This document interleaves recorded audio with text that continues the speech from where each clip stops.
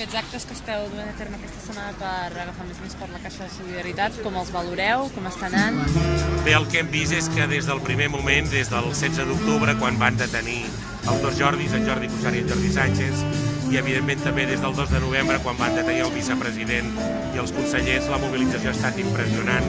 Hem tingut, com sabeu, grans concentracions, hem tingut molts actes sectorials de juristes, d'escriptors, de pagesos, de tota mena de sectors, i hem tingut molts actes locals com aquest d'avui aquí a Terrassa, que realment és important, perquè es demostra que la ciutadania també de més a prop coneix les persones que avui estan en aquesta condició, en aquest cas el conseller Josep Rull, que es troba a la presó d'Estremera, i el conseller Lluís Puig, que es troba a l'exili a Brussel·les.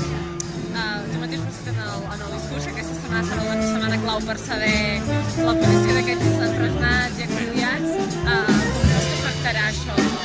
Bé, el dilluns, demà, sabrem quina és la posició del Tribunal Suprem respecte a la petició de llibertat condicional del vicepresident i els consellers, que són a Estremera. Som moderadament optimistes, però també hem de dir que és una decisió que no depèn de nosaltres i per tant és molt difícil. La Caixa de Solidaritat treballa per recollir diners per ajudar els represaliats i en aquest cas les fiances, i la veritat és que esperem que amb els diners que hem recaptat poder fer front a aquesta eventual situació.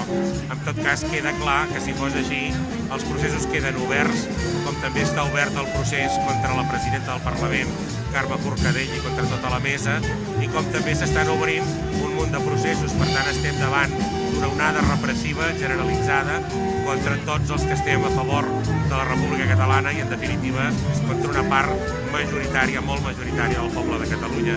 Per tant, caldrà continuar, en tot cas, la mobilització.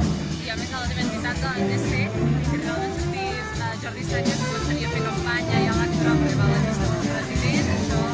Bé, el Jordi Sánchez va assumir per participar en una de les llistes electorals del Bloc de la República, en concret Junts per Catalunya, i en el mateix moment va presentar la dimissió com a president i fins i tot com a secretari nacional de l'Assemblea. Els estatuts de l'Assemblea Nacional Catalana diuen que cap secretari nacional pot participar en una candidatura d'un partit polític o en una candidatura política en general, i per tant des d'aquell moment em va tocar a mi assumir la vicepresidència que ja tenia, però també les funcions pròpies de president. En tot cas, li desitjo a en Jordi molta sort en aquesta nova etapa i espero que pugui fer una campanya electoral com s'ha de poder fer, és a dir, lliure des del carrer i amb total llibertat per expressar els arguments de la seva candidatura. Perfecte.